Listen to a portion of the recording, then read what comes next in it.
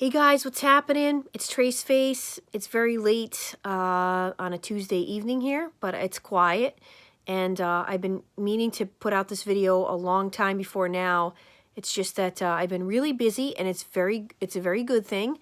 I just wanted to say real quick, thank you so much to those of you that are signing up with me to work with me and to give me an opportunity to work with you. Please, for those of you that are interested, you can email me at tracefaceit@gmail.com, and I would be happy to talk to you about my rates and be happy to get you the help and support that you need. This is just really great because it's like something that I said before I always pictured me doing, and it's actually happening, and I'm just grateful that I can take something so terrible that's happened to me and use it for something good. So please make sure that you like, subscribe, comment in the comments section, and thank you for those of you that have been a part of this journey with me. And I appreciate everything that you guys are sharing with me as well to help me to continue to gather research and awareness on this topic as much as possible. And this is my assistant here. This is Mr. Miles. He's going to be helping me take, helping me stay organized here. Okay. I wanted to get this video out a while. Yeah, I thought about this a long time ago, but here we are now. I want to talk tonight very candidly about why you keep going back and forth to the narcissist, and what is going on when this is going on, okay? And this is something that many of us have gone through, and many of us don't quite understand what the heck is happening here.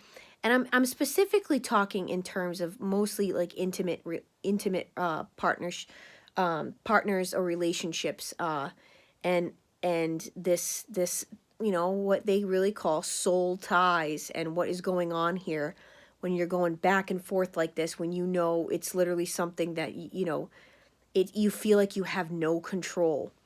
So let's talk about this, okay? It's a horrible thing that that we have gone through.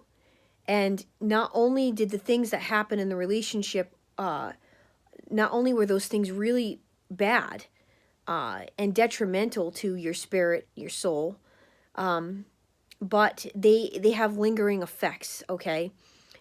And when you get out of something like this, or you had those moments where you're like, you see through them and you're like, I can't, you are a monster. Like, I don't want to deal with you any longer. I can't stand another minute of this toxicity. I have to get out, right? And you have these logical and rational moments, and then you make the decision. And, like I said before, sometimes it's literally like, it's like fake it till you make it. Like, you're not ready, but you have to do it. You know that you have to do it. So you walk away. A lot of times you block their number. You go through all the channels and make sure they can't contact you. And then what happens in between that moment of logic and reason and the next step that usually happens when you're doing this back and forth thing, right? What's in between that? It's called time. All right. And time can play some serious tricks on your mind. And so in that time, your mind starts doing the reminiscing. You're going through this crazy, array of emotions. 1 minute you're crying, the next minute you're mad. You're going through this like crazy cycle. And where it's all coming from is right here. It's in your head, all right? But it's hard, I mean, we're human beings here, and we're trying to process, how people can actually act like this on planet Earth. And so at any rate, here comes time, and here comes what's going on in time. And you know, your mind plays tricks on you in starting to all of a sudden now do all the good memories are popping into your head. And then the fantasies. This is where the fantasies come into play. Okay? The fantasies are you fantasizing that the relationship was something that it really was not. Because I guarantee if there was a time travel and it went right back to when you were with the narc, lying in bed next to them and looking over at them and just being like, my God, this is awful. This is miserable. I can't do this anymore. You know, you don't remember those moments and how often those moments happened. Because time and your mind are playing these tricks on you. All right, so now what happens? Well, the narcissist either hoovers you, or you have a weak moment and you can't take it and you contact the narcissist, okay? And in this period of time, there's a lot of obsession going on, okay? Because you have all these emotions, and what's happening is, you know, you want to go back to the person that has hurt you like this and get some answers and get some clarification and get validation. You're looking for validation from your narcissist, which in itself, you know, you don't realize at the time, but it's complete insanity. It's like, you know, it's like chasing your tail, going back to your own vomit. You know, you might as well lock yourself into a mental ward. You know, this is what's going on though. You think that, oh my God, if I could just talk to them, I'll feel better. I'll feel better. I got to just get this much off my chest. I got to just see, you know, I just got to get an answer to this question. Okay. And this is what's going on in your head. So the minute the narc contacts you, you feel, or you contact them, you feel this overwhelming sense of relief. Oh my God. Back to normal again. Thank God. And you know, now you start talking again. Now they're back in your life again. Now you feel better. You feel better. You think that anxiety that you were going through, all those emotions you had just been going through in that period of time, you weren't talking to them, you actually feel relief. Oh, thank God. I think that they finally get it this time. I think that they actually heard me tonight. I think we're going to get somewhere this time. Maybe this was the wake-up call, realization moment for both of us. You know, this is how your mind starts talking to yourself now. Okay, now you feel like things are back to normal again. Well, what goes on during this period? This is the period where you're trying to actually have peace, some sense of normalcy, and here comes the big old word, hope. Here comes the big word, hope. My God, I have hope now. There's hope for us. You see, we're meant to be together. See, we can't live without each other. We love one another.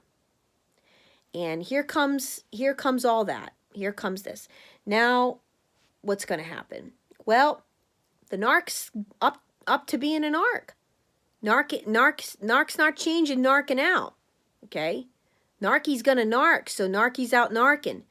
And, you know, it's no sooner or later, you find something else out, they do something else that's rotten, they talk to you the way they've always talked to you, they treat you the way they've always treated you. And this time frame, guys, could go on as much as another 3 months before the cycle goes back and around again. And here we go, over and over and over again. And this is your path to complete, full-on insanity. It is. But you just keep doing it. You just keep going by that old word hope. And the narcissist dangles that little carrot of the good old word hope in your face, making you believe, I saw the light. I need you. You are the love of my life. There is something going on between us. Can't you see that? We can't live without one another. We're meant for one another. All these things that the narcissist says to you, right? Meanwhile, none of their behaviors have changed. They've done no work to fix what's going on inside of them, which, as we know, is a haunted house. Nothing. Nothing. They go right back to the same old ways, the same old things, the same patterns that they know. See, you guys, the narcissist is forever living in a pattern, and you don't realize it, but they've gotten you to live in that pattern with them. All right? And this is a real serious problem that goes on for many of you. And for many of you I'm watching suffer, that I'm working with, that are going through this. And I'm not, it's not to say when we were working together that I don't understand, because believe me, I was you, some of you at one point, going back and forth and back and forth and back and forth. And I truly did believe that these people and I were meant to be. And that was 3 of them for me, guys, don't forget. I was convinced, my God, the first narcissist I was with, this went on for almost 10 years. 10 years. That I felt like I will never get over this person. I will never look at this person another way. I don't know what it is. I cannot stop going back to him. I don't know. Maybe we're both crazy. Maybe we're crazy in love. Maybe we're meant for one another. And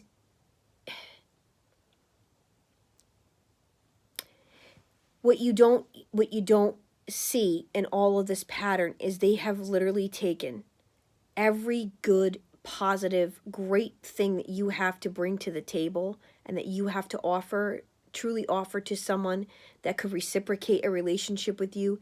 You've taken all that and you basically have thrown it out completely. You threw it out. You threw it away. You threw it away. And at some point in all of this, you guys, at some point you said to yourself, well,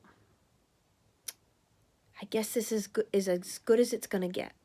I guess this is it. I guess that this is what I deserve. For a lot of you, I do think there are some old demons that you have to get rid of. There are some guilty things that you've done in your past that you do need to cleanse and get rid of and forgive yourself for.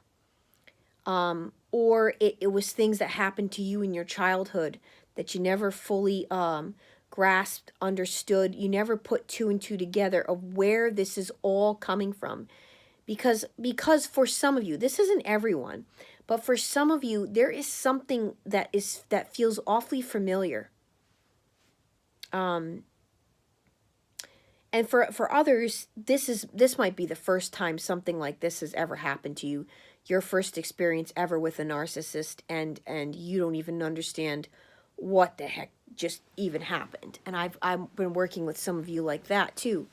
And you grew up right, and you didn't have any type of thing like this going on in your past. So it can play out a lot of different ways. And listen, the narcissist is really, really, really good at, number one, studying who it is you are. Okay? They are trying very hard to figure out you, and they study you to a T. They know you like the back of their hand. That's the first thing they're doing as they're getting to know you. They're studying you. They are putting everything that they can get on you, or that they can figure out with inside of you, and they're storing it. So they're good at what they do. Their full-time job in life is they're a con artist. They are a con artist. 100%. That's their full-time job. So I really wanted to make sure tonight that I let all of you know that I understand fully where you're all coming from with the back and forth game. But I can tell you, from having played that back and forth game now for almost, you know, God, since I was 22, okay, with three back-to-back people, and as I always talk about, if you don't heal from this kind of abuse, you will have that door open for another one to come on in. Because it happened to me and it happened to so many others. In fact, most people I have talked to have commented on my channel, have reached out to me, have said it, that yes, they didn't realize the first time what was going on, and the next thing they know, they're back in a relationship with another similar type of person. So let's get the narc radar on point. Let's understand how these creatures act, behave, operate from soup to nuts.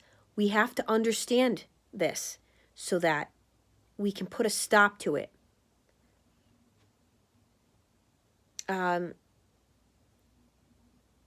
I'm going to leave you with one last thing tonight, for tonight.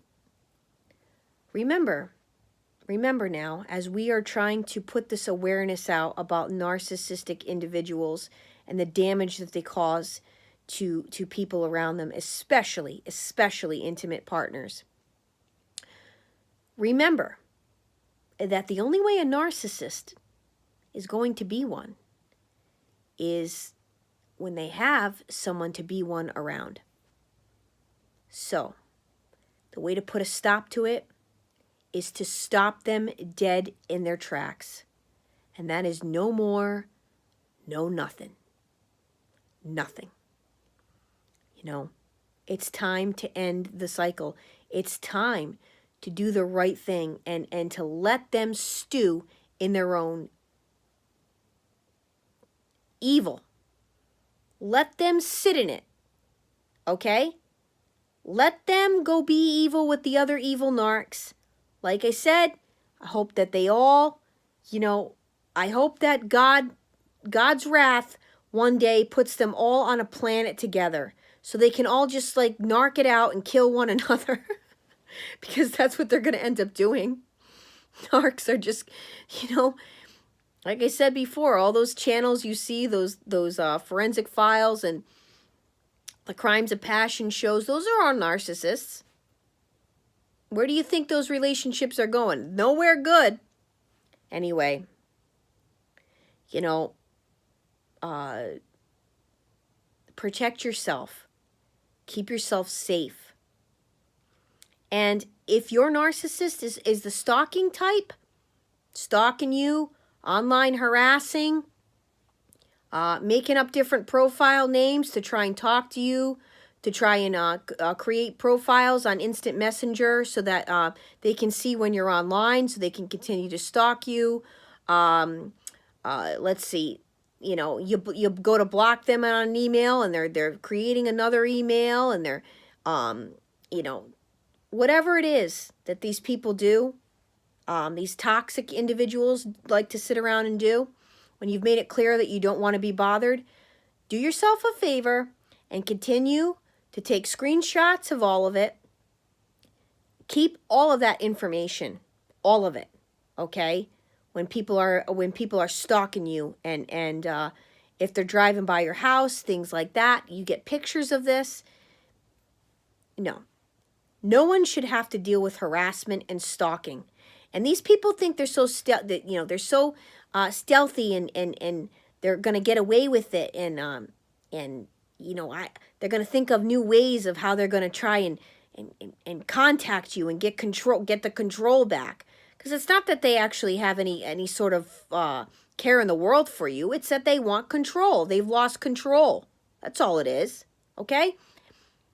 That kind of behavior right there is them literally saying, I'm not listening to you. I don't respect you.